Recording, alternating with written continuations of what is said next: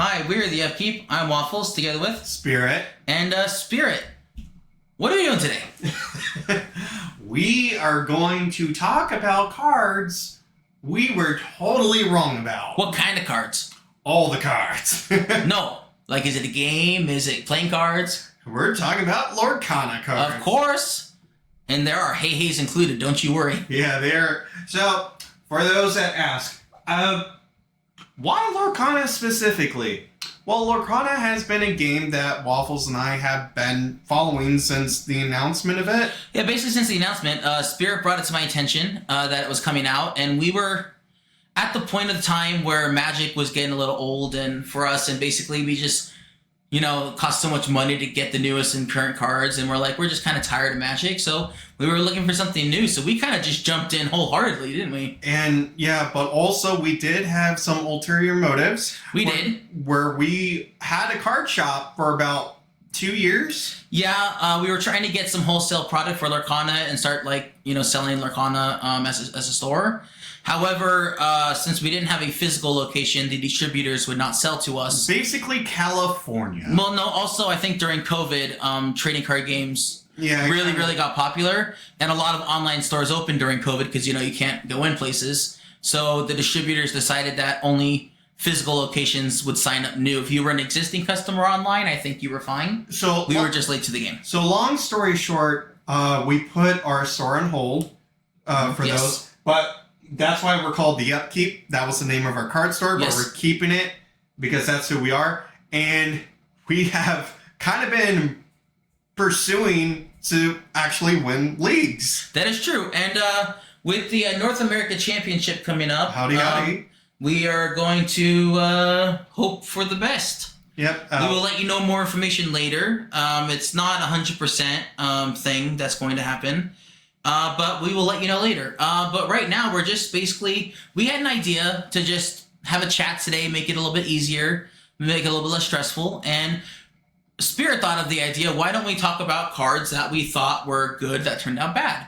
And I'm like, well, why don't we do that? But also add in cards that we thought were bad that turned out good. There's way more of the former, the ones we thought were going to be great that turned out bad. But we have some of both. And basically, the plan is to go card by card, and whoever thought of the card that they want, or anything we want to input, we will talk about. We will tell you why. And I have a personal one that we did not upload the stream to YouTube because it's my bad. I forgot to download it by the week's end, so it disappeared from Twitch, and I decided not to record it at the same time because, I'm special. But basically, I made a call in that stream, if you were there, about a card that would be bad. And I will bring it up here and show my shame to everybody. So, for those that are joining us, welcome. Welcome. And we're going to call them our shame cards. Yes. They are our shame cards, and we're going to reveal them and also chat with you. You lovely people. You lovely people. Lovely folks. So enough dilly-dallying, let's show the first card. Do I have to show my greatest shame first? No, we can stop at the... Okay, well, why don't we talk about this one? Alrighty, well, Spirit. Hold on. Once we actually do... Spirit, this is folks, for just a second, we know this card is off-center, however, it's a location, and we only have one of them, so I'm going to do it first and get it out of the way, because all the other cards should be perfectly centered in that screen, so sorry about that little thing. But Spirit, tell us about this card. It's called Hidden Cove. This was the card, I think it's set 4. It's set 4. But this was the card that I completely overlooked, but I complained for the longest time as the chosen ambassador of Emerald. Yes, in our group, he is the ambassador of Emerald. That Emerald critters do not have, the strength and the toughness to compete with everyone, but they could quest like no other. And lo and behold, they made an answer that I just completely didn't think about. But basically, this card seems so innocent, right? It gives you +1 power and +1 toughness. That's it, right? While you're at this location, you do have to move there, and it seems like such a small adjustment, but it makes it's weird how one stat change can be the biggest thing ever between killing something and not. And also the fact that in order to shrink those characters back down to how they normally are, You have to deal 6 damage to this location. So I was impressed when Spirit started playing this, and I absolutely hate this card. So I hate this card. So in our matches, I just decided, screw it, I'm just going to try this, and I never looked back. And every time I play against his deck that plays this, I'm just like, please don't have this, please don't have this. And in the tournaments that Waffles and I have participated in, I told him, don't overlook that card. Spirit, Hank says you're cheating on your all Pete deck. It's so sad. No. That one is on the back burner. Waffles can tell you, I haven't. So we still haven't made. It's all together, but they need more Pete. So it's like, how can you fix this Pete recipe? Add more Petes. We're just waiting for more Petes to be printed. In time, all the Petes will come together and collide. That sounds like an earthquake and all the belly slams together. Well, honestly, since we're speaking of like one stat changing being good, I'm going to go ahead and pull up a card that surprised me. Basically, this card, Ice Block, as it's called, it's an item, 1 drop. And you tap it to give chosen character -1 power. And when it first came out, I'm like, this card absolutely is garbage. Absolutely sucks. What's the point of shrinking 1 power? And then it didn't hit me until while practicing different decks that when you're paired with red has a lot of removal based on what the power of a certain character is. Like remove a character with power 2 or less, 1 or less. Those are the main ones. And so by shrinking a 3 power character down to 2, it lets you remove a lot more stuff. Well, it's not just that. And if you have more than one of these ice cubes, you can shrink a 4 power guy down to 2, exactly. And also this fits really well with blue-red as basically you can sack it to draw cards with Flower Shrimp. So we got... I like how they don't put anything from Frozen in here. If you hadn't seen Frozen, you'd just be like, oh, cool, ice. Oh my gosh. But the thing is, I forget, people can correct us in the chats or in the YouTube comments or whatever, but I believe everyone overlooked this card and then some YouTuber played it in a tournament, and this single card defined the meta. Literally, there were 2 decks. It was this deck with blue-red, Ice Cube, and then it was this card with Bucky, who is no longer himself. He's changed for the better, though. I think. You know why he just died? But the thing, if you wanted to give me a bigger reason to dislike Frozen, this was the card. Screw ice. My drink is already cold enough without you. All right, well, let's go ahead and move on to the next card. This is one I'll talk about as well, because this is one that surprised me. Because it was the night before we were going to a championship, and I couldn't decide on what deck I wanted to play, right? So I decided to browse the internet, and I found a Amethyst Ruby deck list that I liked most of it. I changed a little bit of, but it was playing these Pinocchios, and I'm just like, why? So I had to find out. So I put them in my deck. I played against Spirit multiple times, and Pinocchio, oh my god, let me tell you, being able to tap something down so you can kill it is very relevant, especially when you're playing Foxen. So for those that aren't aware, you can't attack characters unless they're tapped. They're tap rested, like they use their thing, they quest or whatever. So by having them rested makes them vulnerable, and this is what that card does. And this is the card that single-handedly won me that championship. It was. You won that championship. This card is what won it, and I had no idea it even existed the night before I looked at all these lists. And I'm like, why are they playing this card? Right. I don't get it. You know now. You know what about this card? It's like, you won by throwing a puppet at your opponent, but the thing is, I have a childhood fear of dummies and puppets and dolls and everything. Sounds about right. So you won by freaking out your opponent. So Pinocchio was always one of those stories. It's a well-animated film. How about the live action? The live action is terrifying. Guillermo del Toro's recent Pinocchio is amazing. Oh. That aside, the idea of this puppet comes to life and it's like, I want to be a real boy. It's like But it's a walking, talking puppet. Kill it with fire. It's a walking, talking horror show. Put it on fire. I agree. You put it in your deck and you freaked out your opponent. You're like, hey, look. And it's like, I want to be a real boy. And it's like, ah. That's freaky. That's freaky. All right, well, I freaked out now. Let's move on. It's scary. That's why he doesn't talk. All right, Spirit. He's going to stab you with his nose. Why don't you talk about this one? How we thought, like, why play this over some other stuff? Well, his name is always fun to say. Yes. Banzai! Banzai! But, yeah, I pointed this out to Waffles because, so for those that are curious that like numbers, 3 is kind of the average.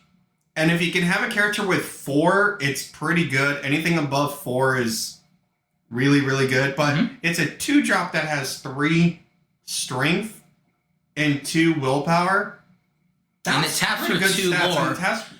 Yeah, so and anything that's the majority of things that are gonna try to swing into him to challenge, they're gonna die. They're gonna die when they challenge him.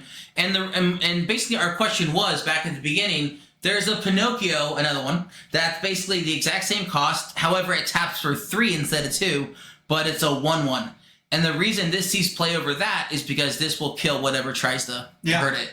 And I think that's very important. And we didn't see that at first. We didn't. We thought, why not just play the Pinocchio? My first thought was, because it was uninkable, I overlooked it. But don't get between a hyena and food. That's what this card taught me. Oh, all right. We're already on the food. Let's go. Oh, did we even say we're the professional non-professionals? You know what? I don't even remember. That's how professional non-professional we are. Yeah. Well, you know, that's what we are. That's what we're here for. All right. And food. Send us your food today. This is a chef's assistant right here.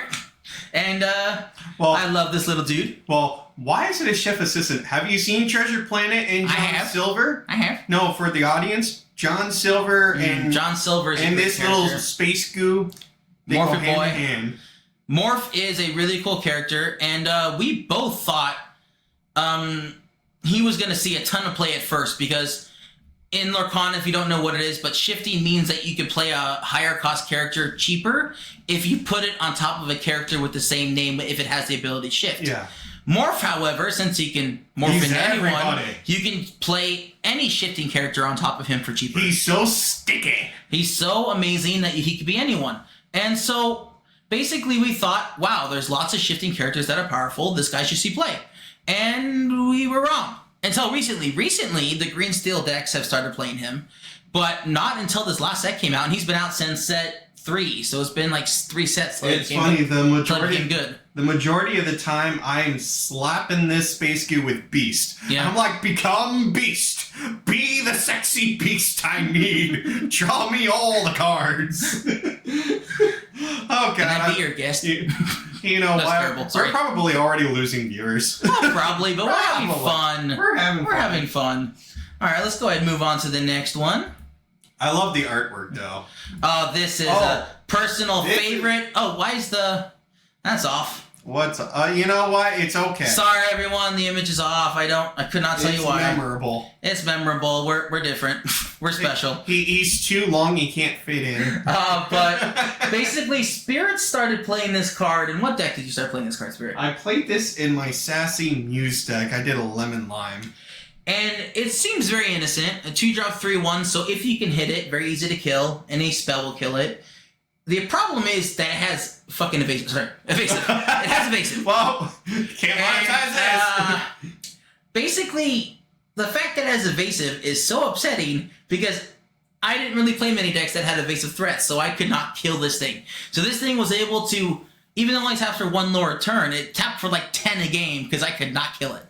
And I despise this thing. I think the character's amusing in the movie.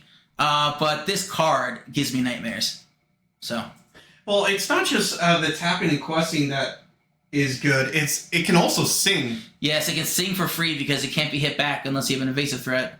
So I think it's actually a really good card that I overlooked, that Spirit found, that I now despise. And like I told you, all the Robin Hood cards, they just come to me. They call to you. It's like, come into my deck and join my army. Get me all the food and lore.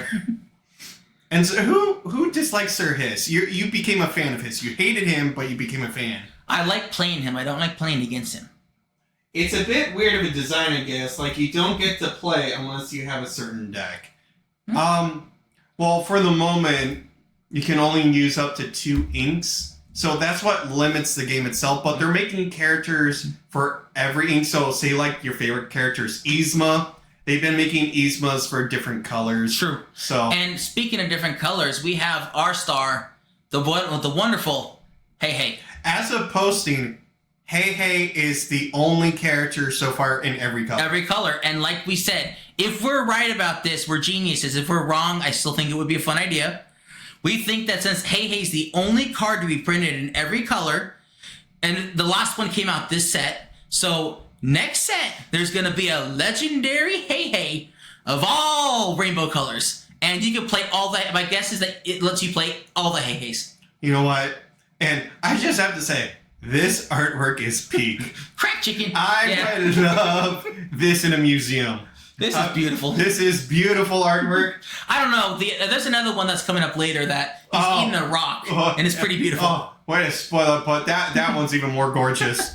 All right, but honestly, I thought this card would be pretty good because back then I thought lore control was a decent strategy. However, turns out that it's not yet. Not yet. And then I thought, hey, if I can move it to a whole bunch of locations in one turn, I can make you lose so much lore. And then I look closer at the card. Once per turn. Oh, well, it's not very good then. I like how you missed that joke of you're like, oh, hey, I think you mean hey, hey. Hey, hey. No, but I think this card would be vastly improved by being a 2/3 instead of a 3/2. That's just because a bunch of 1-drops have 2 power, so a 1-drop can kill this, which is really annoying. I'm sorry. I will defend this creature with my life. You may not be the brightest creature. I love this creature. But I will defend Hey Hey. I love this card, but I just don't think it is nearly as good as I thought it was going to be. I think he's related to Alanadale from Robin Hood. Wow, spoiler alert. I think he's a cousin or something. The unspoken twice removed cousin. And next we have a little animation history. Apparently this is a bunny? Yes, Oswald the Lucky Rabbit. He looks just like Mickey. If you zoom in, it says the Lucky Rabbit. Let me get closer. Oh, there it is. Okay. But basically, this is going to be a theme throughout all the cards that I thought were going to be good. But I really, really wanted to make an Ariel item deck. Basically, Ariel says whenever you play an item, she untaps. And basically, every single card that mentioned items, I got super hyped over. And a lot of them, it turned out, were not just not good. So Oswald says that during your turn, whenever you put a card in your inkwell, which you can do once a turn, or if certain cards can let you do it twice, you reveal a top card of your deck. If it's an item, you put it into play for free. If not, put it on the bottom. Well, if a quarter to a half of your deck are items, you got a pretty good shot of hitting. And a lot of decks tried to play this guy, but it just didn't work. And I'm sad. The artwork of it is peak, though. I love how he's tearing out the card. No, he's not so lucky after all, unfortunately. No, he is not. It made me sad because I really, really wanted him to work. I was so excited. It's kind of sad too, from a meta standpoint. If you know your animation history, that you think Oswald's going to have his chance back, but he doesn't. He just falls back to the wayside again. You're like, poor Oswald. Poor Ozzy. All right, well, maybe Epic Mickey. Maybe you'll return back in Epic Mickey. This one. This card, Spirit. You want to talk about it? Yeah. He's short. Is he now? Doc. Yeah, I completely overlooked this guy because for the longest time I thought I had to have cards in my hand to discard, but apparently you don't. And you know why I thought that for the longest time? Why? Because I'm a sheriff player. I play sheriff, so I need cards in my hand to discard to do damage. I knew you didn't have to discard, but my thought process was like every steel deck that wants to do this would rather play Whole New World was my thought process. But then I didn't think about, because a lot of Steel Song lists play, a bunch of songs and a bunch of cheap characters, and they play a Whole New World, which makes you discard your hand, draw 7. And I thought, 7's better than 2. Why do that? However, this card sees play in a different version of these decks, not the more song versions, but in a more creature-heavy one, where basically you don't want to be spending a turn singing. You want to be just playing creature after creature after creature and gaining all the lore you can. And Doc fits better than Whole New World in those decks. So, and it hurts me because I can just hear his voice singing, hi-ho, Hi-ho, I'm better than what you know. That was It was really bad. That was really bad. It sounded better in my head, but you know. But in all I seriousness, apologize on Spirit's behalf. but in all seriousness, He's away now. In all seriousness, it's like we've been seeing him in play, so don't. People are playing him. He's really good. I know it's hard to overlook him. I know he's very short, but don't. This is a card that I really wanted to like. Again, it's off. Not happy about that. Oh my. I'm so sorry, everyone. I don't know what's happening with that. I think it's trying to center Jim, but it's like, no, Jim is not on the center. Jim is off. Okay. But anyways, Jim Hawkins, I overlooked him massively. Because for history, the reason I overlooked him is that in the first set, when cards were scarce, I tried playing some zero power characters like Zeus, the original purple Zeus, right? And what I hated about it was that, sure, you could do your stuff on your turn, but on your opponent's turn, they can kill it by taking no damage. They can kill for free. Because their characters, when they swing into a zero power guy, take no damage. However, Zeus was like a 5-drop, and this is a 2-drop. He's also inkable where Zeus was not. And what I realized was that for a 2-cost character, every turn, like around 2 to 5, your second through fifth turn, you're going to want to ink a card. So every turn, he's a 2/4 attacker.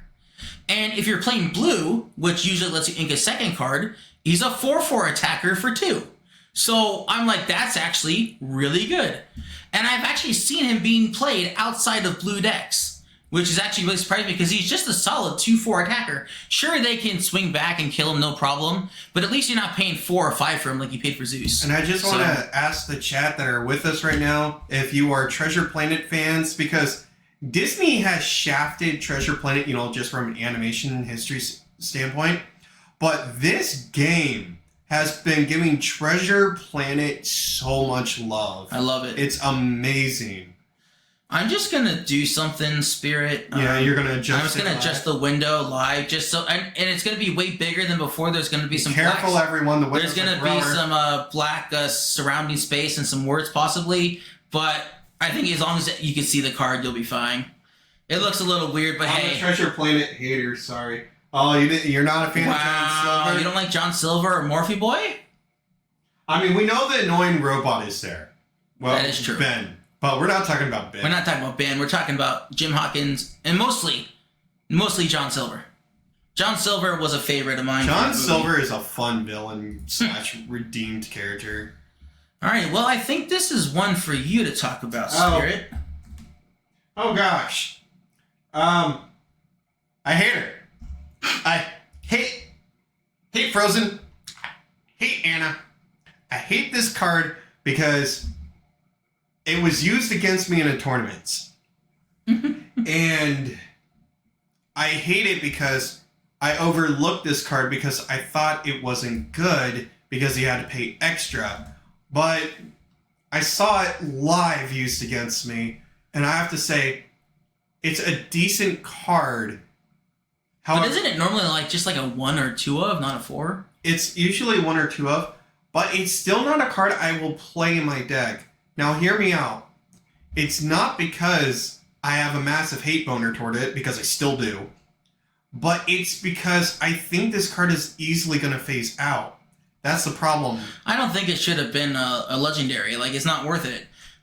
You have to pay 5 to get an effect off of it. And, your effects are discard a card. Okay, well, 5 is not amazing for that. Chosen character gets +2 power, sucky mode. And I think the only reason saving grace is that you can, because this normally goes in a discard deck. The only saving grace is that you can discard, but also you could technically destroy a character that has a damage on it. I think that's its only saving grace. Other than that, I think the +2 power mode rarely sees play, but I could be wrong. But yeah, we also got beautiful visuals. Ain't no movie there. If that's about Treasure Planet. It's okay. I'm glad to disagree on things. It's like we can agree to disagree. That's fine. I'm not gonna fight on this hill. There are many hills and bellies I will fight for. And I'm not really a movie expert. If I'm entertained, then it was a decent movie in my books. Yeah, Frozen gets a lot of love, but it did nothing right. I agree. I've never seen it. and I will not see it. Hey, you're fine. All right, move on to the next Even card. my bird ditched me. I don't know if I told. Okay, so you can pull up the next card, but for those that are curious, long story short, it's something I will bring up in a later Critter Chat. My mom wanted Frozen when it came out on DVD, and we have a rule in our household when we buy a movie, watch the movie to make sure the disc works so we don't have to return it to the store or whatever. And I had to watch it, and I brought my bird in, and the first song that happened, he got up from his perch and flew out of the room. And he can't even fly. That's impressive. It was impressive because he was so willing to leave the room he could fly. I was impressed by that. Anyway, our next card is... Hold on. I don't know why it didn't work. Hold on. Technical difficulty. That's okay. Bellwether. This is one that I thought was going to be amazing. This is from Zootopia, a great, great movie. And basically what she says is that during your turn, whenever a card is put into your ink wall, chosen opposing character gains Reckless, which means they cannot quest for their diamonds, they cannot... and they must challenge if able, so it leaves them vulnerable at the very worst. And I really, really like this card because I thought that Sapphire Emerald was going to be a very good color pairing. We both did, didn't we? Yeah. And it turns out we were not really. It's not there yet. We were not right at all. No. And so I thought you were going to be able to make 2 things Reckless a turn with blue, and you could, but it doesn't do that well. So. Fireball is a great bellwether for taste. But for those that are asking, there is not a Clawhauser card for the Clawhauser fans out there. But the next set is supposedly going to be focused on allies. So I better see Lewis. I better see Charlotte. I better see Mushu. I better see Clawhauser. I better see the Demanded. Well, I think you may get some of those, but I don't think Mushu's going to be there. Bolt is confirmed. I don't think Mushu's going to be there because they had a Mulan set, and I don't think he's just gay. That's funny. No, but they had a Mulan set. Mushu wasn't there, so I'm not confident he's going to be there. But I hope Charlotte and Lewis get a card. That would be awesome. He can speak English. Oh my God! And look who's here! Another beautiful boy. And look at him, he's trying to eat that ginormous rock. Yeah, this deserves to be preserved in a museum to show the greatest artwork of human history. Well, which one's better? The red one or the green one? No, this one. This one is peak. Pure gold. Pure gold. They have to do Lewis, right? He's in a ride. I guess technically now he is, yeah? I guess technically. The thing about that annoys me about the ride is, having written it, I know it's terrible, but the amount of Lewis animatronics they have, it's very impressive, kind of like the Shanghai Disney with the Zootopia animatronics. They're getting up there with their animatronics where they look really good. It's too bad the ride sucks. I haven't been on it, so I couldn't tell you. But basically, this was a card that I personally thought was garbage. And then Spirit, as a hey connoisseur, decided that he was going to try out all the hey-heys, and he put this in a deck, and we have never personally looked back. He is a gorgeous creature and a gorgeous card. And you know what's fun? I won a tournament because of this chicken. Yes, you did. The guy did not respect the hey. I told him to not disrespect the hey. He left him on the field, and all I did was, okay, I'll catch up with you, and I will quest with him, and this chicken won me the match. Nice. So, don't disrespect the hey. Alright, I'm done. Is me getting hungry by looking at him, disrespecting him? Well, he is also known as a boat snack. That's true, from the new movie. That was not very good. Well, he was called Boat Snack in the first movie, too. Oh, was he? Oh, look, you can save money.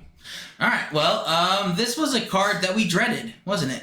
Yeah. Because, in case, just a little bit of history, there was a format where we talked about the Popsicle being the Ice Cube being a very good card. There were 2 decks. There was Bucky discard, which Bucky has been basically nerfed to the point where it doesn't exist anymore. and they kept the Ice Cube. But basically, this card was so powerful that this was the first and only card I think they've ever nerfed, right? Yeah.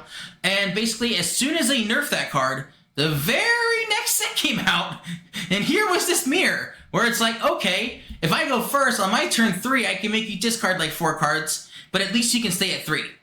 And, how do they nerf cards? They do... do they come to your house and ask for the paperback? No. They actually... most in-person card games can't do that. They just ban the card normally. But what they did was they said, basically, to everyone who... Like, if you go to a major tournament, you're supposed to be up to date on news. But they said, your card no longer does that. Your card now does this. And so even if it does... Even that if it has the old wording...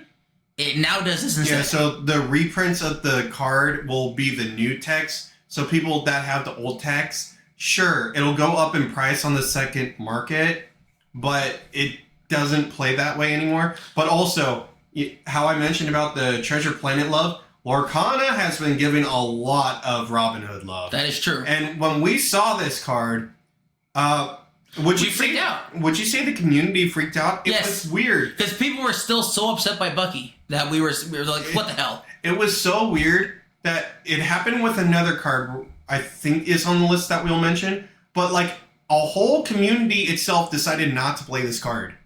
It was just... Well, I don't know about that. I feel like people the majority of people... It's not really in the meta in tournaments. It was like this unspoken rule that no one would play this card.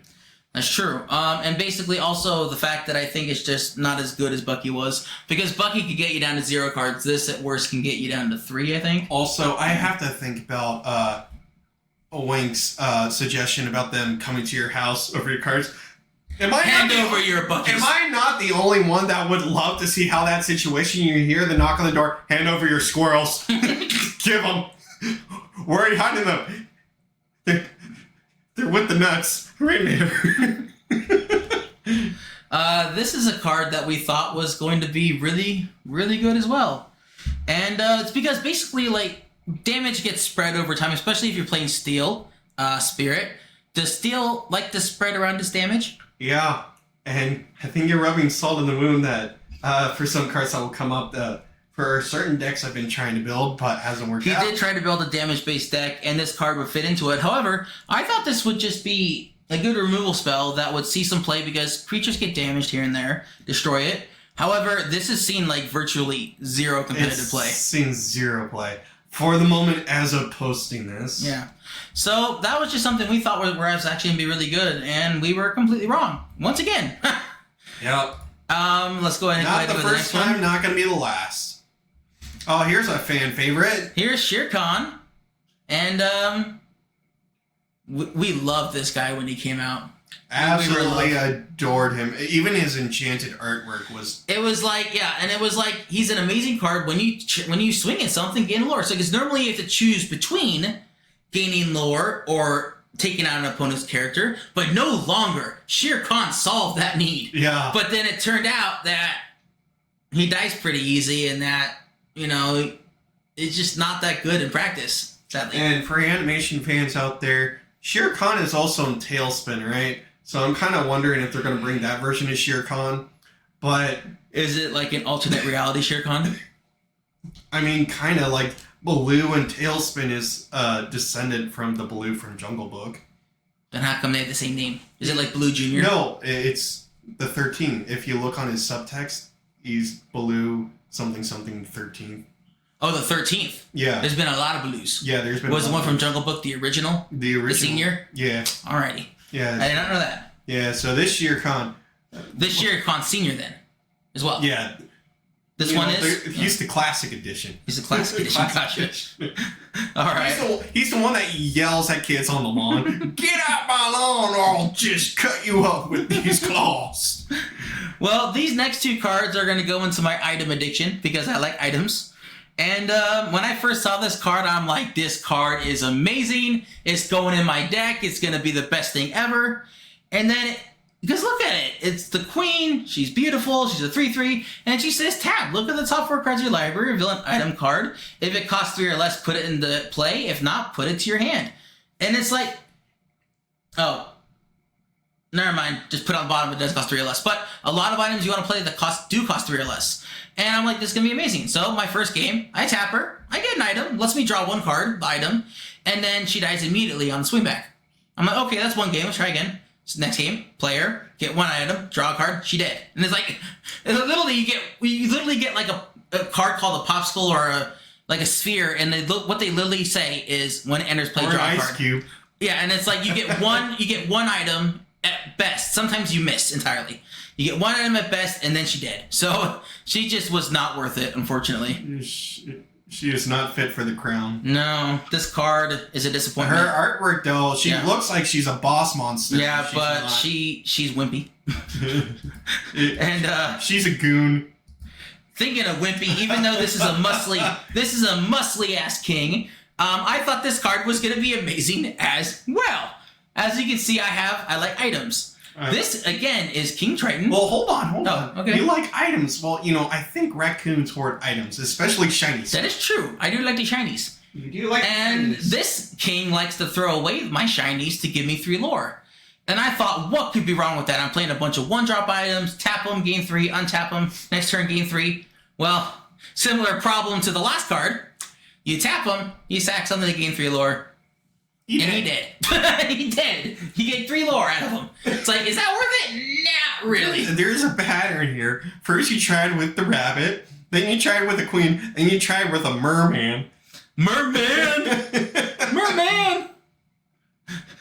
But no, you search the fields, the highest castle towers, and down the bottoms of the depth, just to find I'm sorry, your one guy. when you said merman, Zoolander's just going through my head.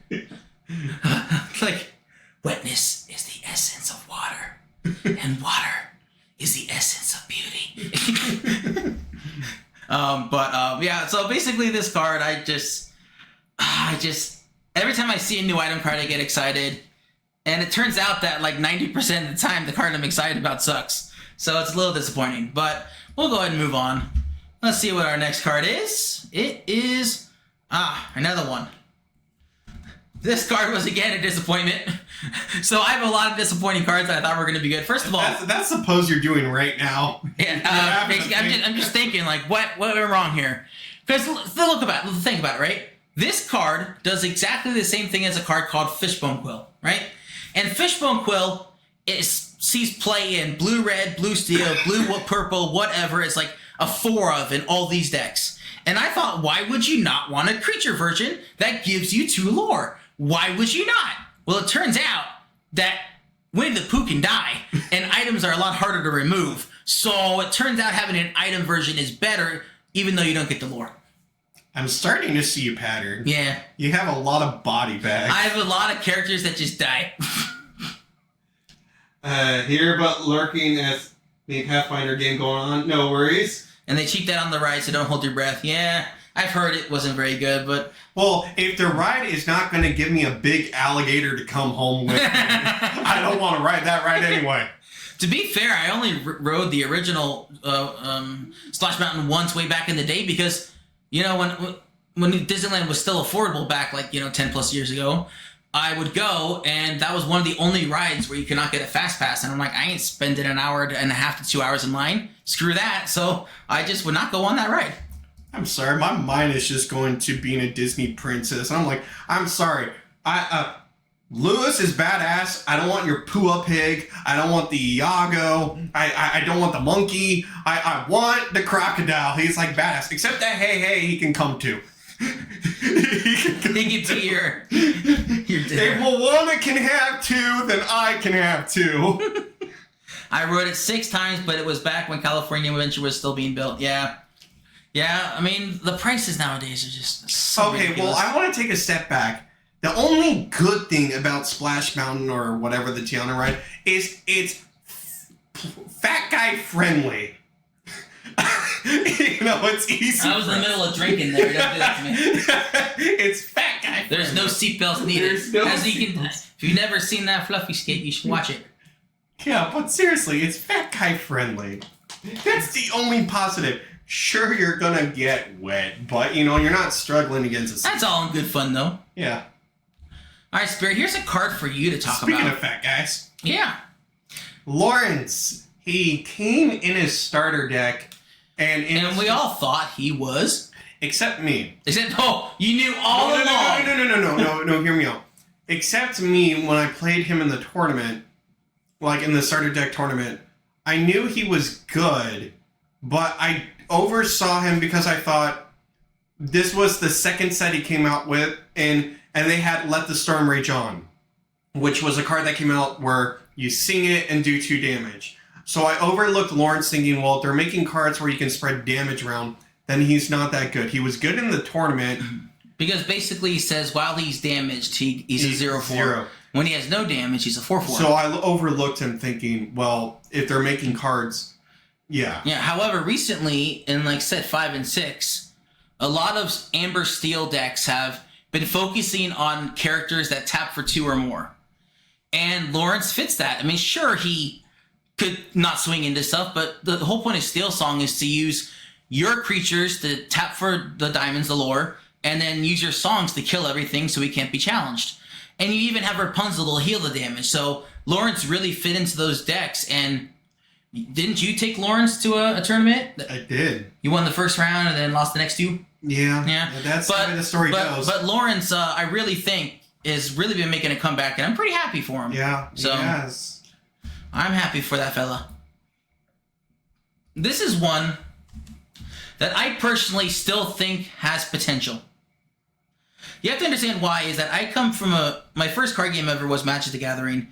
And in Magic, if you could cheat something into play, it was considered good, right? Now, my Magic knowledge has not really translated well to this game, so you think that I wouldn't be confident that this card still has potential. But I do. Because he says, during your turn, you may play this character for free if you banish a character in a challenge. So in a very creature-heavy deck, you swing into someone else's character, you kill it, and then you play LeFou for free. You get a free 2/3 with taps for 1 lore. I think he still has potential. I just don't know if the right deck's been found yet. Spirit, do you think this little fella has potential? You can cheat him into play. You know, it actually reminds me, we left off a card off the list that's kind of like him. It was the Mickey one, the Trumpet Mickey. He's coming up, sir. Oh, is he? Spoiler. I didn't know he was on the list. I added a whole bunch of cards when you were not looking. Oh, when I was not looking, you know. That's what happens.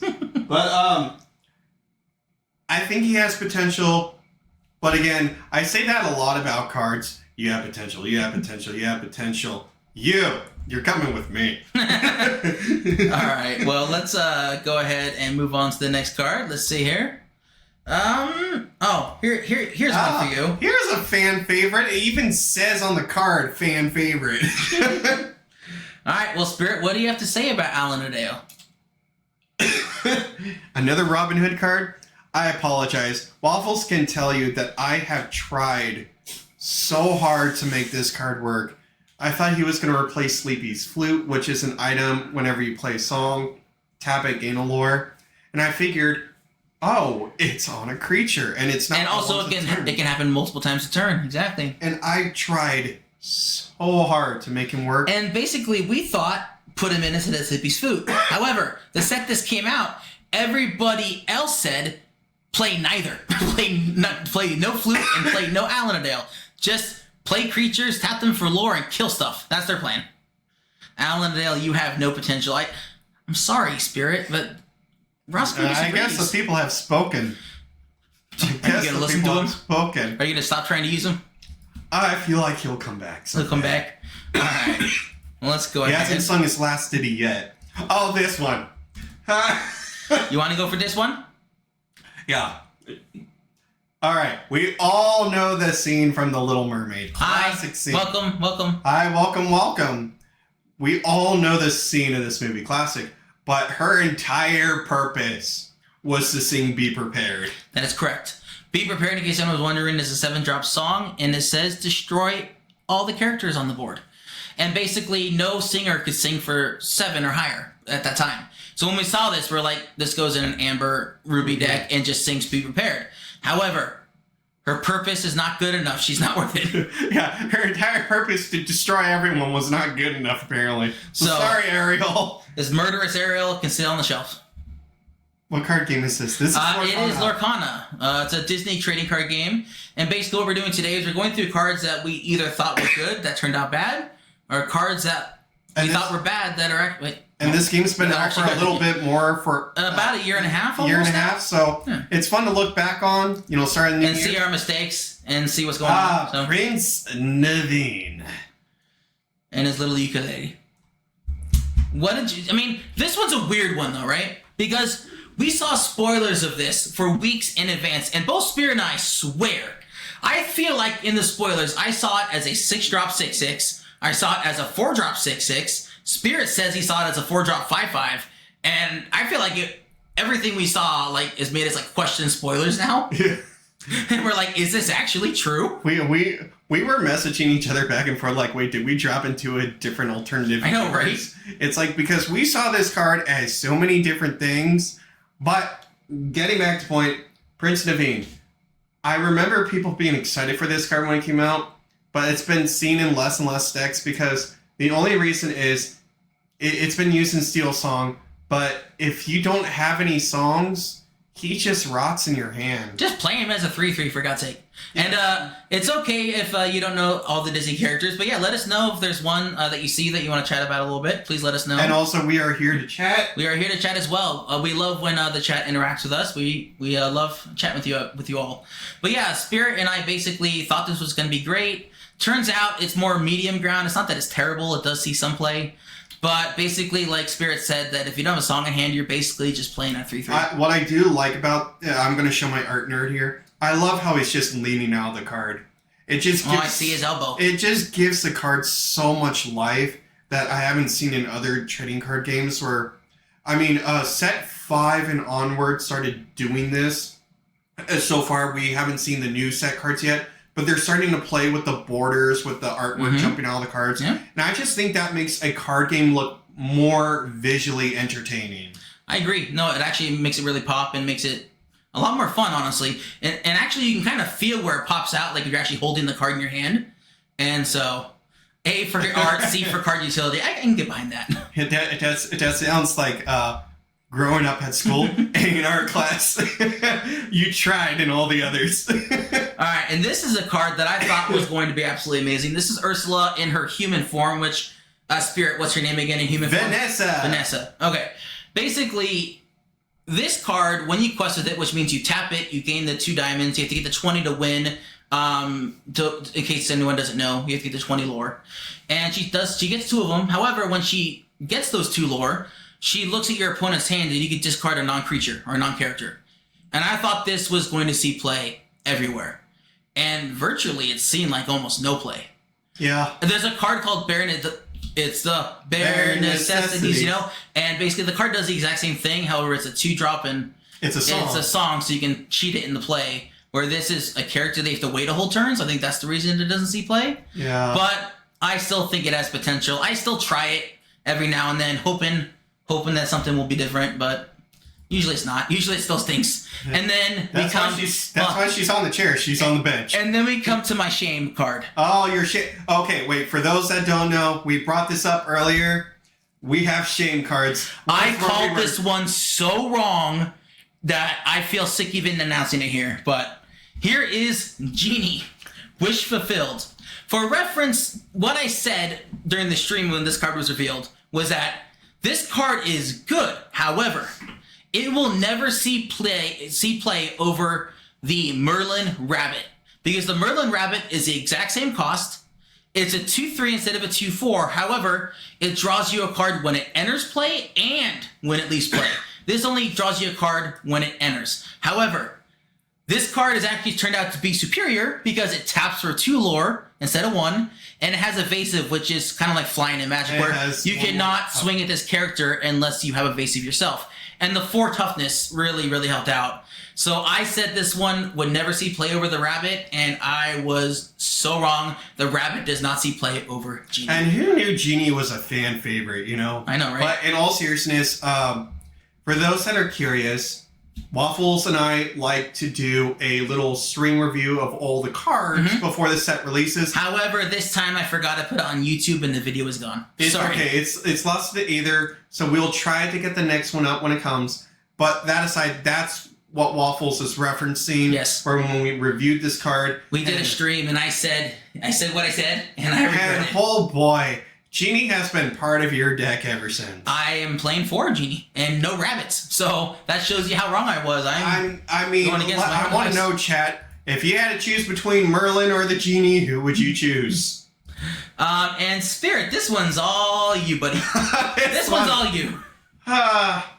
Okay, this is one of my Shane cards. It's called Flynn Rider. Here comes the smolder. Here comes the smolder.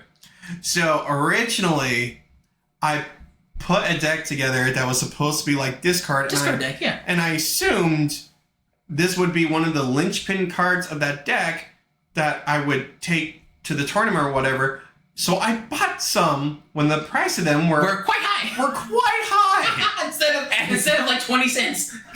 And then when we play tested them, the day after I purchased them, they plummeted. And is there a reason why they plummeted? Is he any good? He's not good. He's not good at all, is he? He gets an A for smolder, but he gets it. An F for utility. Oh, yeah. Oh, my gosh. He gets an F for Flynn Rider, all right. All right, well, let's go ahead and go to the next one. Oh, my goodness. Okay, this one's you as well, Spirit. Oh, okay. You've tried to make this work several times. I've tried to make Scar work, and I was so excited for an Emerald Scar with Ward. You emerald whore. I am an Emerald whore. Give me all the emeralds. But, excuse me.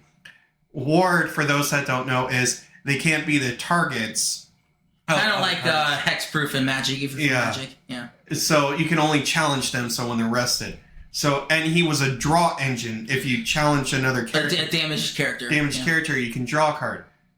Well, the problem with this card specifically is, what did I learn? You have to damage other characters. And in this meta currently, it's actually, you don't want them to remain on the board. You just want to get rid of them. You don't want to damage them. You want to finish them. Why? And yes, Scar is a favorite villain of mine as well. So, but definitely. But I will say this though, Waffles can attest to this.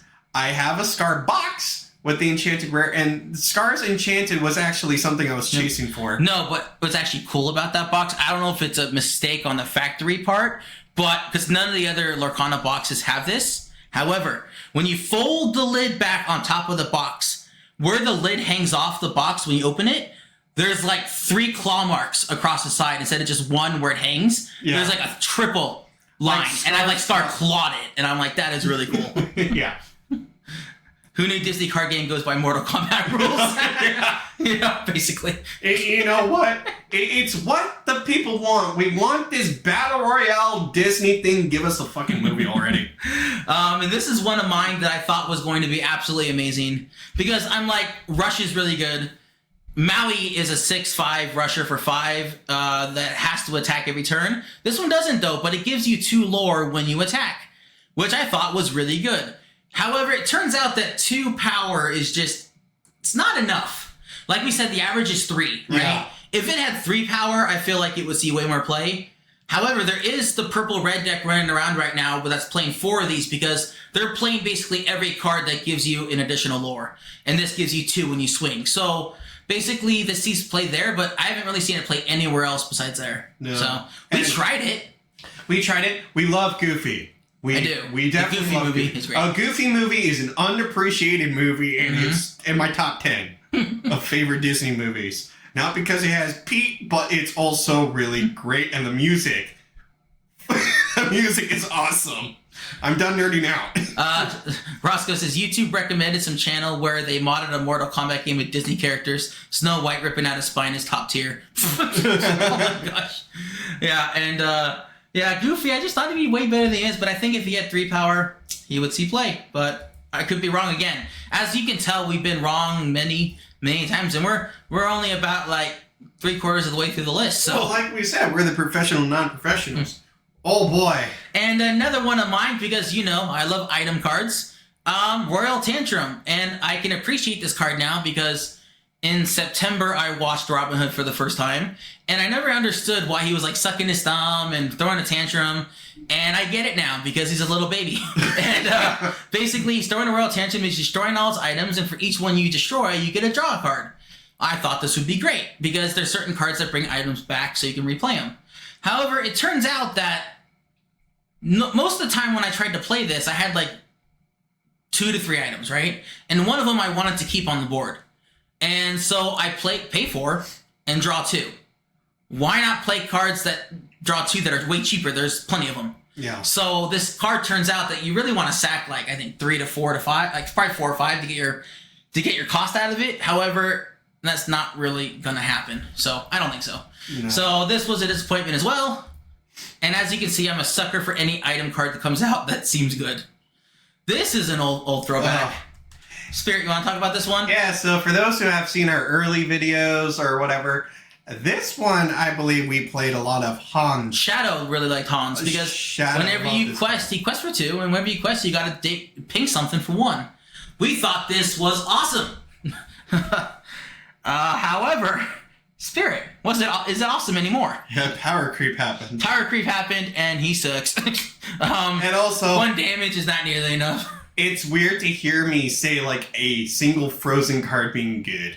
Yeah, but honestly, like, the power creep has been so much that there are 1-drops and 2-drops now with 4 toughness, so one ping is not going to do shit. But, no. Yeah, so he just does not do enough anymore. But for Prince John realizing he has to pay alimony in the divorce, is that why he's crying? I can see that. And then this one Spirit spoiled earlier. I had no idea.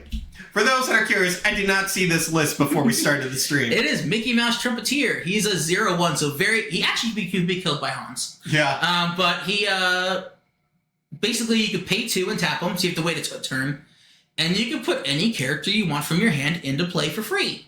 Basically, if you play Magic, Elvish Piper, basically. We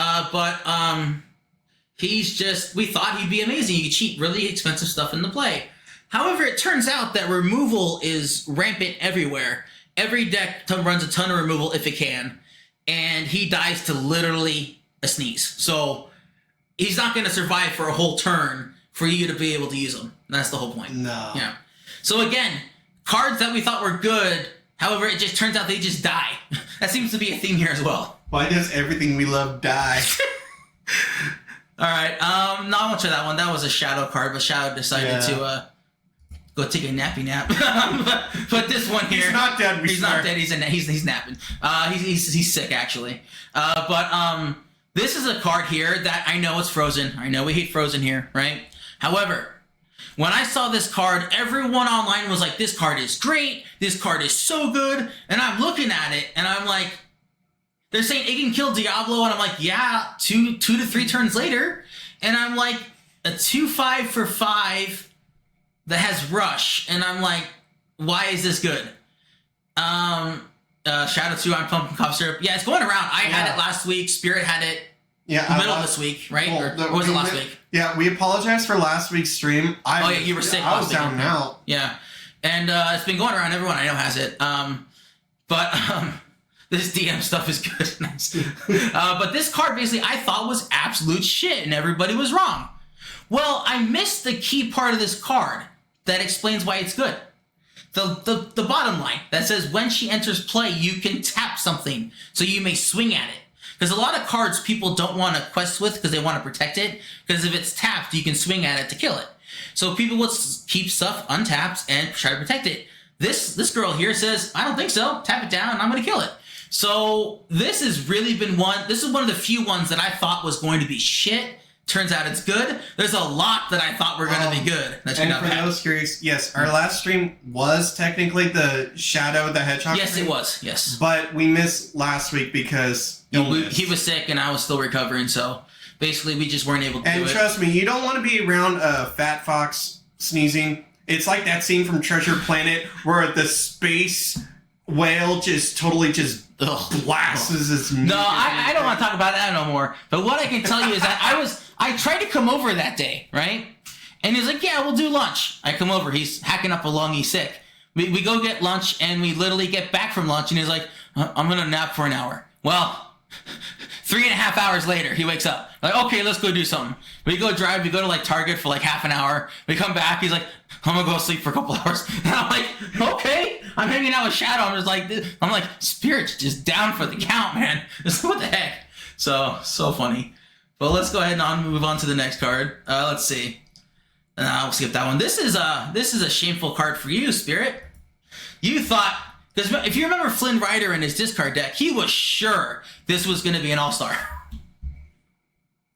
It's hard for me to admit this. This is my shame card because, what set was this? This was set 2. And I think Flynn Rider was the same set. As well, yeah.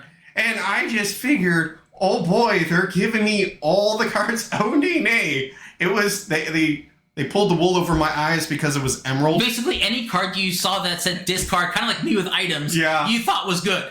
So basically, they did to me what they did to you, or vice versa. Yeah. And I thought it was cool. This badass Belle Archer just hanging out there, ready to snipe. And she'll snipe you, and then if you try to challenge her back, you discard your entire hand. Yeah, and she taps for 3. However, it turns out that there's not really any bells that you want to shift onto. But also secondary, but just a plain old discard deck that plays like cheaper stuff can make you have 0 cards before so you can even swing this. And you know what I realized too? It was the same set that the Steel Beast was in, and I realized, wait a minute, I'm more attracted to that guy. So you can't help what you're attracted to. That is true. I'm not going to go into some comments that I have queries about, but I'll ask you later. All right. Let's it's okay, Waffles. I'll tell you when you're older. Okay. This guy, though, we both have tried to make work. Oh, this is my secret. Spirit was the first guy to first person to try to make this work. However, I fell in love with him soon after, and we have tried for so long. To be fair, we have this one deck, or this action deck we're experimenting where he's seen play in that deck. He's seen play in that deck, so there's still hope for this card. Basically, he's a 3/4 for 5, so not great. He has ward, so he can't be targeted. That's pretty good. However, the most important part is it says, whenever you play an action, this character gets +2 power, and when he has 7 or more power, get 2 more diamonds or quest for 4 instead. Which questing for 4 is really good. Yeah, it's so he says basically, play 2 actions, I tap for 2 additional lore. Where like actions are everywhere. That's super easy. Well, it turns out that you really want actions that draw you a card so you don't run out of steam. Yeah. And there's a limited number of those. And yeah, it's never really worked, but I feel like the deck we're going to be brewing, or that we're brewing right now, has some potential. Yeah. I don't think it'll be top tier, but it will be fun. And it's funny because this was the first Pete card to be printed, and it's Emerald. And it's like you're trying to get my attention. And it's funny too because Shadow presented me for my birthday the Enchanted Rare of it, so I still hold a fondness for this card specifically. All right, let's go ahead and move on to the next one. This was a card that I tried to get working. It's Donald Duck throwing a tantrum, which I love. It's so funny. And basically, he is evasive, so again, you can't swing at him unless you have evasive. And for each damage on him, he taps for 1 more lore. I thought he'd be really good. However, he needs a little bit of effort to make him work, and him already costing 5. At that point in the game, you don't want to have a setup card that costs 5. No. It's just too late in the game to try to set something up, and I just feel like he's just not good enough. It's at turn 5 or 6, you really want to be playing stuff that either kills your opponent's stuff or just brings you way out ahead. So, and he does not do that by himself. So I think, unfortunately... I love the artwork, though. Yeah. It's just doesn't work, does it? You want this good Donald card, but you have... Except the Little Gentleman. I love that card. All right. Well, I'm going to go ahead and skip over this one and this one. Yep. Because basically, we have a lot of cards left. Yeah. I will go ahead and do this one, though, because, again, items. Oh, wow, that one's way off. That one is super off. Well, apologies, everyone. What he says, I can tell you what he says. This character gains during your turn, this character gains evasive, so he can hit things that have evasive. And whenever this character kills something in combat, you may put any item from your hand into play for free. Again, cheating stuff into play. Thought would be good. However, the only item you want to cheat into play is his Lucky Dime. And it's a 7-drop item. However, as soon as people see Scrooge McDuck, they know what you're doing. They're not going to let you do it. So they're going to first kill Scrooge, and then they'll tap their stuff. I think it's funny that Scrooge has to kill someone to get their fortune. You know, it's like that's true. He has to kill someone first, then get their fortune for free.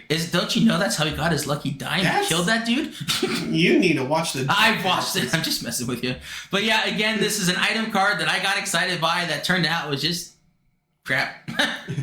Yeah. All right. Well, let's go ahead and go to the next one. And oh, what do you know? Another item card that I was wrong about. It's just gonna rub it in. Just gonna rub it in. Tinkerbell, 3/4, taps for 2.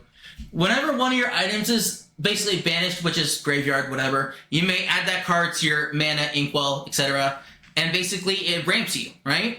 And in the deck I was playing a whole bunch of 1-drop items that you wanted to sack. So I'm like, why not just put her in? Because everything you sack will go to go to your mana pool, go to your inkwell. And it turns out that she does do that.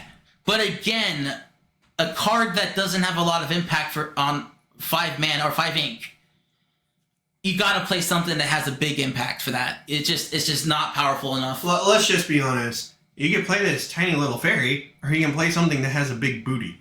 Or you could play Gantu, a giant alien. Gantu's up there. Yeah. All right. Well, let's go to the next one. We'll skip this one. We'll skip that one too. I think we'll go to this one. This is a card that I personally wanted to play. As everyone knows, I play items. I do also like the color combination of purple and blue, only because I really got into the Merlin cards and the Madame M cards that first came out, and blue cards have always had a spot in my heart because they're items. So of course, I tried to build a purple-blue item deck. However, purple-blue has no removal at all. There's like one spell. It's a 5-drop, and I thought, hey, look, Merlin tutors for any card in your deck. That really makes blue-purple better. However, he has shift 5 and he has to shift. You can't play him for 6 and tutor. You have to shift again. For those who are new in the stream right now, I don't know if any of you are.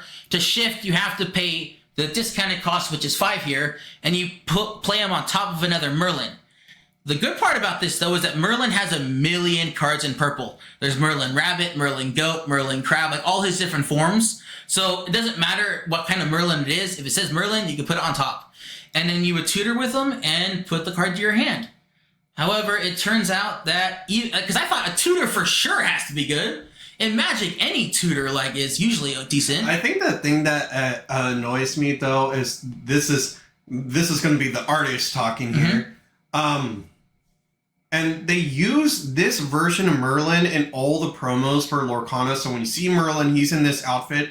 Merlin's character design is so cool. And also the cards that feature him, like Visions of the Future, the recent one, great card. But why the Merlin card himself he's on sucks?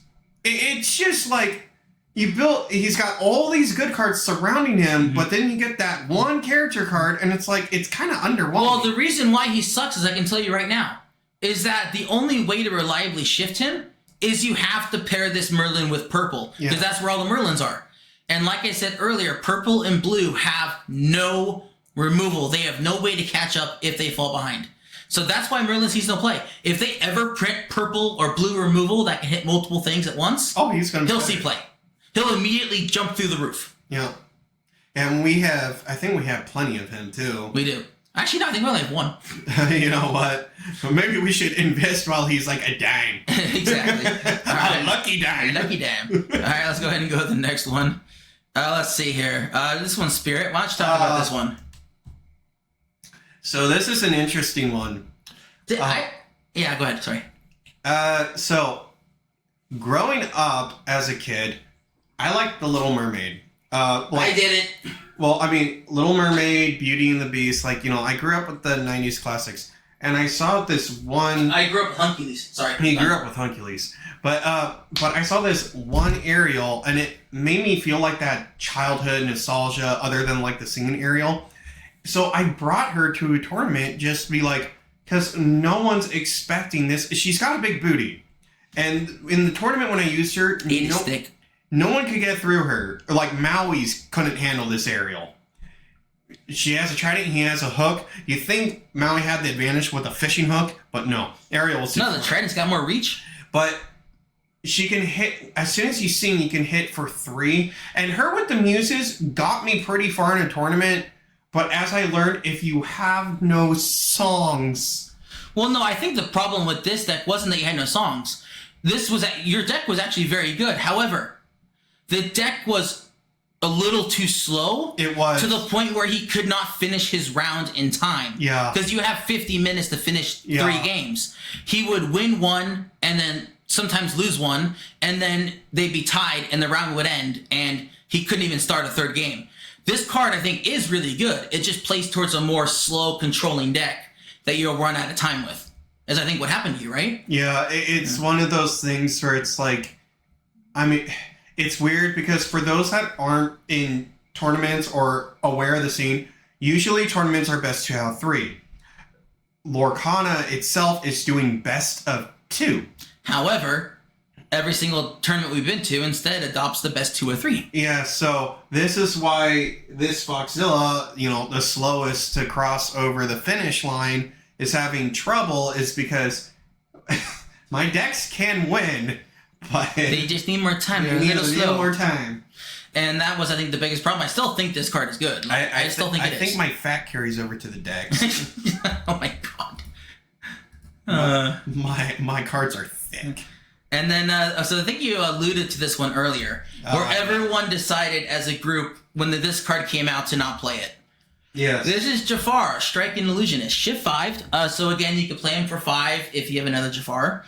He has evasive, so again, can't be hit unless you have another character with evasive. But he says, during your turn, I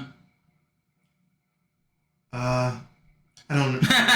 I don't know, you guys are speaking Arab, but for some reason, I find the voices kind of soothing, almost as if too lazy to turn off the radio in the car. Well, thank you. We appreciate our voices are soothing, but we are speaking about Disney, my friend. But Jafar is from Arabia, so... Arabia Nights! But basically, this card says, during your turn, while this character is exerted, so if you sing with them, you quest with them, they'll be exerted, whenever you draw a card, you gain a lore. Well, I think we alluded to it earlier. There's a card called Whole New World. It literally is a 5-drop song, so Jafar can sing it. He can tap himself to sing it for free. What it says is discard your hand, everyone discards their hands, and draw 7. Well, so Jafar literally says if you play him and sing a Whole New World, you gain 7 lore. And then you can draw another Whole New World off that 7, play it again, and gain 14 lore in 1 turn. So basically, everyone was like, what the hell did you guys do to this game? And no one played it for a very long time. And then I started seeing some play. However, weirdly enough, it was like a tier 2 deck. It wasn't even tier 1, and it sounds so broken. But basically, once people saw, I think when you play a Jafar, people kill that. Yeah. You have to wait a turn to tap it unless you shift. And if there's a small Jafar on the field, everyone's learned to kill the small Jafar, so you can't shift. So basically, everyone's learned to target this, so it's just... as Spirit learned, why damage it when you can kill it? Exactly. Honestly, you just kill this on sight, so it never does anything. But I will say this, we need to pause. It's like, this is one of the artworks started when they started coming out. That's correct. Look how badass those snakes and everything look. Yeah. It's like, the artwork, kudos to the artist that illustrated this. It's phenomenal. It definitely has that intimidation that Jafar has. Yeah, and we've seen a couple deck lists do well recently this last set, right, with this card? Yes. But not really many. Not really. And people are starting to play it, and that just shows you how much of a target this guy has on his back that you can't win with him. But also, I think people are realizing just because the card is powerful, you also need a really strong early game too. Exactly. In the early game, maybe some struggles. Yeah, very possibly. But let's go ahead and go on to the next one. Let's see here. This is a card that I loved personally. I never opened one, sadly, so I never owned one. But basically, when Set 2 came out, as I said before, I fell in love with the Merlins, the Madame Mim theme. It was really, really strong. It was one of my favorites, because when they entered or left, you did fun stuff. And Madame Mim was the highest end Madame Mim. Taps for 4, has evasive, can't be hit. And basically, the only difference is that most Madame Mims make you bounce one of your own characters to your hand. This dragon, since she's so big, makes you bounce 2, which is too much. If she said bounce 1, I think she still might see play. Bouncing 2 is too much. Also, if she had ward, she'd see play.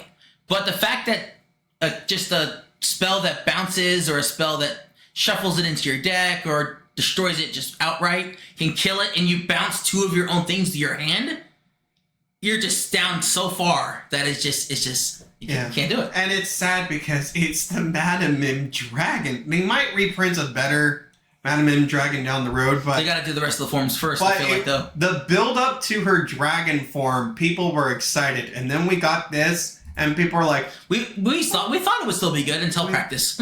Yeah, I mean, I think it's like you said. If it was bounce a single character, it would be playable. Sorry, everyone.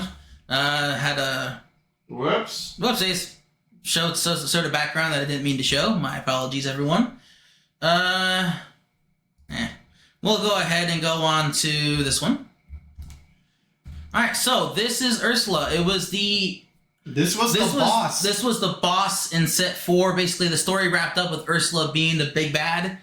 And this card, when we all saw it, we thought this is gonna be really good because songs were really rampant and they were really good. And this song says that other characters can't sing their songs. You have to actually cast them for their ink cost. And we thought that'd be extremely good.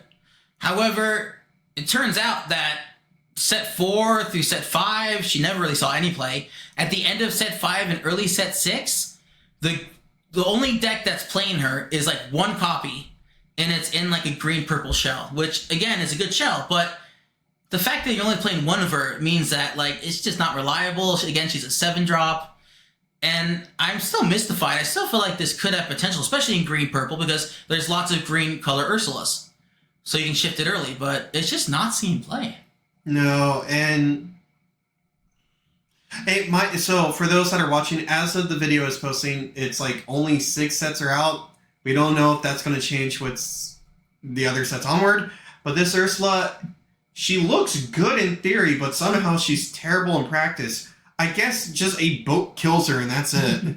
A comment here. Also, on an unrelated note, the character on the left gives me a Geronimo Stilton daddy vibes, but less rat and more fox. Do you know who Geronimo Stilton is? No? All right. Well, I mean, I will tentatively say thank you. We're not sure who that is. I mean, I am a fox, so... Alrighty. But yeah, do you have another reason why this, like, do you have a reason to explain why this doesn't see much play? Besides that... sorry, looking at the card, does she have to be exerted to stop people from singing? Or just... No, she does not have to be exerted. You know, I think because she costs 6, she costs 7, if she costs 6, maybe she would have seen a lot more play, but because she costs 7... Oh, and we appreciate that. Spirit worked really hard on drawing our characters, so thank you for the comments. I appreciate that. Yeah. And but she got that ass though. She's thick. She's not quite as thick as some other cards we'll come to very soon. No. But we'll get there when we get there.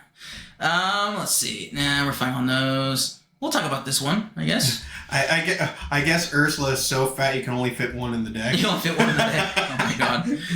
But yeah. You cool? You draw? Yeah, and Spirit draws. He's an artiste. I love this. But Spirit loves this card, and I hate this card. This was my secret shame card. I was so wrong about this card. I saw. So how it works is, put all opposing characters with strength 2 or less on the bottom of each player's or your opposing player's decks. And I figured, everyone's going to be running 3 power or 4 power and stuff like that. Sure, the early game you can. So why should I pay for this card that costs 8? Well, you can sing it together with another characters to lessen. But also, they started making more cards where you can start shrinking strength. And I built this lemon lime deck that focused on the muses that bounce stuff that was weaker. They bounce stuff that is 2 less. And then the icing on the cake was just under the sea. If I can't banish them, I'll just put them on the bottom of your deck. And then he paired a certain card with it called Kita. And Kita makes everything lose -3 power until the next turn. Including your own. But this under the sea only targets your opponent's stuff. Yeah. Though. So basically, you play a Kita and sing with it to sing under the sea. Everything on your opponent's side is basically gone at that point. Yeah. And like you brought up with the ice cube from way at the start of the one points can make a difference. It's Yes. amazing in this game how a single point can make a difference. And I'm with you there. I can't draw stick figures either. Spirit's been trying to teach me when we go to like zoos and stuff to like look at animals, like to do like nature drawing. I thought I was doing well until I tried to draw Timon, a meerkat in a zoo recently, and it was so laughable. I was so embarrassed to show it to Spirit. I'm just like, this is absolutely terrible. This is Mufasa Daddy. I love this card when it first came out. I love it. I still love it. However, it is rough as an 8-drop uninkable, which again, I don't know if we talked about this, but the number in the top left, the 8, if it does not have a golden circle around it, it means that you can't use it as mana or ink. Or resources. You have to keep it in your hand until you can cast it. And the fact that he's an 8-drop uninkable does not help him. However, he is so awesome as that we've been saying for a long time that they're going to create cards that interact with your inkwell or mana. And this card does. When you play him for 8, you get to return 2 cards from your mana pool inkwell to your hand. It's random, but you get 2 cards back, which is cool. He also taps for 4, has 9 booty, which is really good. And then if you are ever able to start a new turn with him, you get to double your ink or mana because when you quest them, you untap all your ink or mana. And we thought this would be just the best card ever. Well, it turns out that it's still very good. You just can't play very many copies of him. Myself, I was being greedy and was playing 4 because I had cards that let me ink cards that did not have golden circles. So it didn't matter if I couldn't ink them. But it turns out that 8 is a lot. You have to wait a turn to get the full use out of them. Whereas, like I said, 5 drops and above, you really want to get the use out of them right away. And he's just a little slow, but he's still seeing play like as a one-of in some decks here and there. Yeah, so. The problem with just Sapphire currently as the color is when you play this color, sure, you get the advantage of you're going to be increasing your resources / ink, whatever you want to call it, faster than everyone else, but you also lose a slot for removal. Yes. It's one of the setbacks with Sapphire itself. And Sapphire has no removal, so... But the thing I loved about this card was... when we were opening boxes for this set, Mufasa just was like in every pack I opened. That card just loved. Yeah, I was the one who wanted to open them and Spirit opened. I didn't open any. I did give... We have you let me borrow them, yes, we do Mufasas. And there was another Sapphire card if it's on the list. It'll be coming soon. That came to me. It came to this Overgrown Fox. We have to talk about this one first, though. Oh, my secret shame. Another shame for you. Alright, speaking of foxes... Yeah, I tried to make this card work. It has the inkable problem again, just like Mufasa. It was a trap. It was my colors. It was a 6/6, pretty good. It has wards. You can't target it. It has ward. It has everything. It taps for 4. It has everything you want. And it costs 1 less for each damaged character on the field, including your own. In theory, that sounds really good. No, it says opposing characters. Opposing, sorry. In theory, that sounds really good. The problem is... is that he originally cost 9, so even if you shrink it by 3, that's still 6. So it's like... So he's going to come out late game, and you can't use it for ink unless you have other things. You heard it here, Robin Hood is a trap. You have my full interest. But the thing is, as we've learned, instead of leaving it on the field, you should kill it, and this is the way. So basically, this fox costs 9 most of the time. He is just a trap for me. It's just a trap. I love the artwork. I think it has a lot of personality. And this is the last card on our list. Oh. And this is a trap for both of us. And I will tell you why it was a trap for me. Let's adjust the screen. I'm going to, because it's my last card. Yeah. Sorry, everyone. I don't know why this card's so off, but we're going to go ahead and adjust this. Again, it's a little there we go. That's fine. That's good enough. Basically, this was a trap for me because, once again, I like items. And it has the same uninkable problem. It's a 5/9, 9 booties big, 4, taps for 4. It has support, which means that whenever you get your 4 lore, when you tap them, you get to give somebody 5 power to smack somebody's ass with. And but it costs 1 less for each item you have. And again, I like items. And to be fair, he's got the same booty size as Mufasa. That's true. And I just was like, I love this card because I play items. He's going to be like free. He's going to be free. So it turned out, no, in reality, I keep sacking my items to draw with other cards. And therefore, I really only have like 1 or 2 items out there. So he still costs 7 or 8. Well, I mean, also, he came out in the same set as Mufasa and the Robin Hood. Oh, I played both Mufasa and Robin Hood. That's how greedy I was. I mean, sorry, I played both Mufasa and Sheriff. That's how greedy I was. But the thing about him is, it's like, Waffles was just like, I gotta play him. And then me, I'm like, you have to play him. And he was also the other card I kept pulling too. But the thing is, Waffles try to make him work. I try to make him work. Support is I think a very underrated mechanic, yeah. Which I feel like it may not be the best mechanic now, but it will. Why is this not allowed? Allow. Sorry, your comment, Roscoe, was blocked by the moderators. You want to allow this, and I'm like, yes. The people have spoken. Yeah, basically, you try to build it more in a ramp strategy, right? Where you ramp to get to them, and I try to make them cheaper. But we both failed. We both failed, but these cards may see play in the future. We don't know, depending how the future sets go. But these are our shame cards, and we thought it would be fun to go over how wrong we have been. And who knows, because it is a whole new year. Our record's not actually. Our record last year was not great. Let's see if we can do any better. Yeah, are we going to improve? Is things going to change? So it's kind of fun to look back at these videos once more stuff has come out. It's like, gosh, we were so wrong about this, or gosh, we were so right. And it's actually been really fun chatting with you, and welcome to our new viewers, and we hope you had a great time. Unfortunately, that is all the cards we had to talk about today. I feel like ending on a Sheriff is a pretty good Sheriff's note. a pretty good note. Not because I'm biased. Are you not? I am totally biased. Remember, you defeated me by pitting me against Sheriff and Pete's Belly at the same time. I did. And we have that video up if you haven't checked out. It is a beautiful finisher. Waffles got me.